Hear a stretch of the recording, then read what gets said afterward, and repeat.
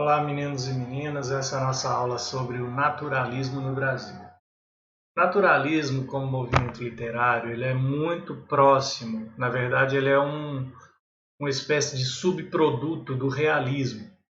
São movimentos que acontecem simultaneamente. E o naturalismo vai ser um recrudescimento, um aprofundamento de algumas ideias do realismo. Vocês estão vendo aí nessa imagem uma pintura naturalista de um pintor francês chamado Honoré Daumier, chama o Vagão de Terceira Classe. Essa pintura representa uma diferença interessante e importante entre o realismo e o naturalismo, que é voltar os olhos para as classes mais baixas da sociedade. Enquanto o realismo estava preocupado com a vida da burguesia, mesmo que criticando, mesmo que sendo falando de aparências sociais, de triângulo amoroso, essas coisas todas, que seriam críticas à burguesia, o naturalismo vai se voltar para as classes mais populares. Por isso está aí o Vagão de Terceira Classe. E essa é uma diferença relevante. O contexto histórico é o mesmo, porque eles são movimentos contemporâneos. Então tem a mesma influência do cientificismo, positivismo, darwinismo, que é aquela coisa de que o destino das pessoas está determinado pela sua condição genética, pelo lugar onde eles vivem, né? A questão da abolição e da proclamação da República, enfim, tudo aquilo que vocês já viram sobre o realismo se aplica aqui ao naturalismo também. Tá? Quanto às características gerais, nós temos algumas diferenças entre realismo e naturalismo. No naturalismo, nós vamos encontrar o romance de tese. O que é o romance de teses? Também pode ser chamado de romance experimental. Ele é um romance que vai ser construído para sustentar um ponto de vista. Então é como se fosse aquilo que está sendo produzido naquele romance, é como se fosse a condução de um experimento científico. Tá? O narrador conduz a sua narrativa de forma a elaborar argumentos para sustentar um ponto de vista. A questão da patologia social, esses autores acreditavam que algumas questões da sociedade eram como doenças da sociedade. Eles iam falar de homossexualidade como uma patologia social, prostituição, enfim, alcoolismo, tudo isso eram patologias sociais. Tá? E todas essas patologias sociais eram abordadas no naturalismo de maneira com a mesma coisa determinista. Se vocês lerem o Casa de Pensão, por exemplo, da Luiz Azevedo, vocês vão ver a influência do ambiente funcionando ali para construir, para determinar o destino de um personagem. Enfim, zoomorfismo. O zoomorfismo é a descrição do personagem por meio de comparações com animais. Tá? Isso no naturalismo é muito presente e serve para ressaltar o aspecto mais animalesco mesmo da humanidade. Então, por exemplo, o escritor vai falar do cabelo de alguém, ele fala da crina de alguém. Ele vai falar dos quadris de uma mulher, ele fala das ancas. Então, ele vai se referir às mesmas coisas, mas como se estivesse se referindo a animais. É isso que é o zoomorfismo. Então, são patas, são garras, são jubas, são crinas. São características, são termos que são usados para se referir a animais e vão servir para fazer a descrição desses personagens. Tá? A linguagem é bem objetiva e simples. Diferente do realismo, que tem toda aquela construção da ironia, do não dito, que cria um ambiente de dúvida.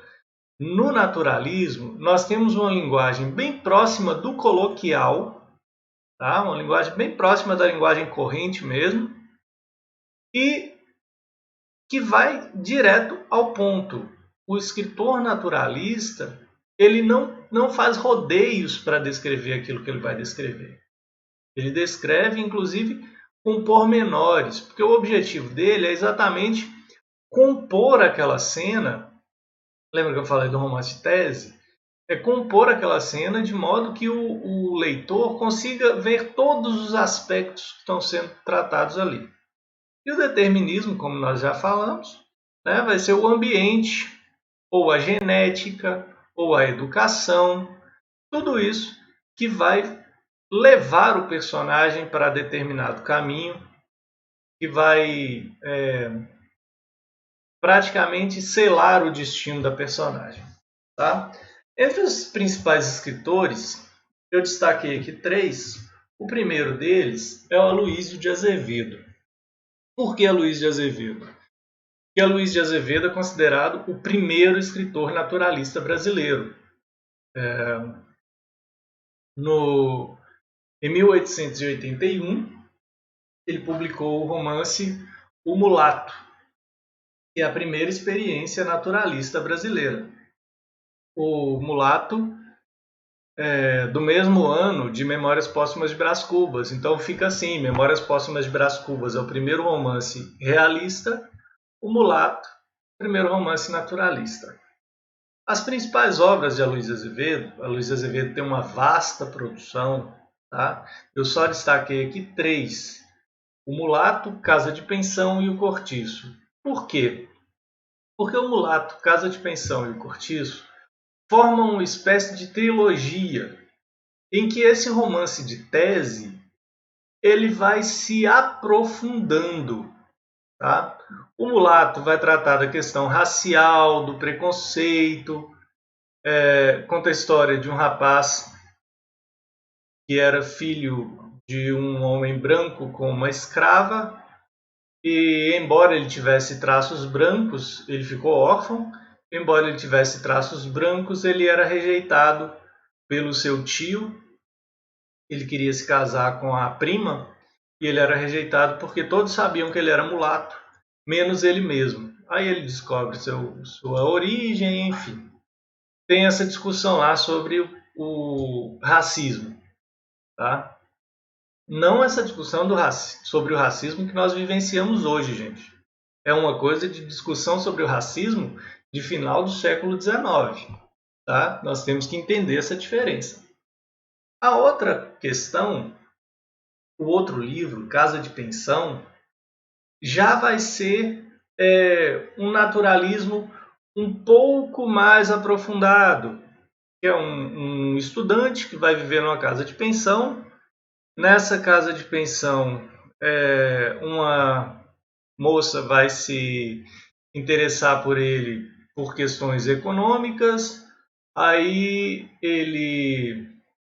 o romance se desenvolve de forma que ele acaba assassinado no final. Spoiler, tá? Mas, enfim, é um romance que discute essa questão do ambiente. E aí nós temos um terceiro, que é o naturalismo em sua forma mais crua, sua forma mais exacerbada, que é o Cortiço. Tá? O Cortiço é uma história em que o próprio ambiente, o próprio cortiço, ele se torna personagem. Inclusive, ele é personificado em diversas partes do livro. É como se fosse para mostrar que aquele cortiço, que é aquela habitação precária, multifamiliar, de periferia mesmo, subúrbio, como era chamado na época, o cortiço ele era ele mesmo um organismo vivo. E habitar o cortiço era determinante para o destino das personagens. Então, Esses 3 livros formam esse eixo da produção naturalista de Aloysio de Azevedo. O segundo escritor que nós vamos destacar é o Adolfo Caminha.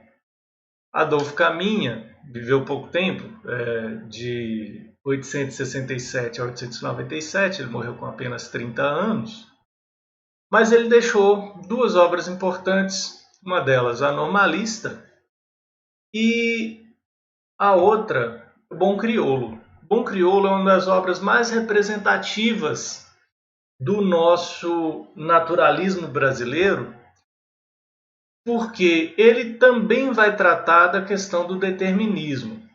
Só que no aspecto da patologia social, ele vai tratar da homossexualidade. Por quê? O Amaro, que é o personagem central do romance, vai ter uma relação. Ele era um negro marinheiro, e aí ele vai falar da homossexualidade nos ambientes de apenas um gênero, né? E isso vai ser desenvolvido em outros escritores também, como se dissesse, olha, só tem homem na marinha, portanto é natural que aconteça homossexualidade na marinha. Mais ou menos essa a tese que ele desenvolve. Ou que um homem vai se aproximar do outro, vai se submeter aos desejos do outro em busca de proteção, por exemplo. Né? É o que acontece no romance, porque aparece um jovenzinho marinheiro chamado Aleixo. Bom Crioulo se interessa por Aleixo. Aleixo é descrito com todas as características femininas, enquanto Amaro é um negro grande, forte. Aleixo é todo delicado, de formas roliças, enfim. Né? E aí também uma coisa que é característica marcante dos romances naturalistas, gente. Quase todo romance naturalista termina em tragédia. O cortiço pega fogo, a casa de pensão tem um assassinato no final, Bom Crioulo tem um assassinato no final. O próximo livro que a gente vai falar, que é o Ateneu, Escola pega fogo no final, enfim. Sempre tem uma tragédia no final. O final nos romances naturalistas normalmente é trágico. Tá? Final feliz é coisa de romantismo. E, assim como os realistas, o naturalismo é antirromântico. Tá? Então, Amaro, Aleixo vão viver um romance, vai surgir um triângulo amoroso, enfim. Né? As coisas vão acontecendo até chegar na tragédia que eu disse. E, como eu falei, a homossexualidade é tratada aqui como patologia social. Por último, tem aqui o Raul Pompeia, que viveu de 863 até 895, e escreveu um romance, entre outras coisas, escreveu o romance O Ateneu. O Ateneu conta a história, tem uma diferença em relação aos demais romances naturalistas, que é a narrativa em primeira pessoa. Tá? O Ateneu é narrado em primeira pessoa, e aí muitos críticos identificam traços autobiográficos do narrador na história, enfim. Mas o Ateneu conta a história de Sérgio, um menino que vai estudar num colégio interno para rapazes, e nesse colégio ele vai ter contato com todo tipo de experiência, com todo tipo de coisa que vai moldá-lo para o futuro. Tá? Não precisa nem falar que no final a escola pega fogo. O começo do Ateneu é muito interessante, porque o pai leva o menino pela mão e deixa na porta da escola e fala assim: vai filho, vais encontrar o mundo. E o mundo é aquela escola que vai ser essa realidade cruel para ele. Tá? Enfim, esses são alguns romances naturalistas. Na nossa sala do Classroom tem tem esses romances, que são todos em domínio público. Tá? Eu sugiro que vocês leiam pelo menos os capítulos iniciais de cada um desses romances, para que vocês comecem a se familiarizar com a linguagem desses romances e desses escritores. Ok? No mais, por hoje é isso. Um abraço a todos e obrigado pela atenção.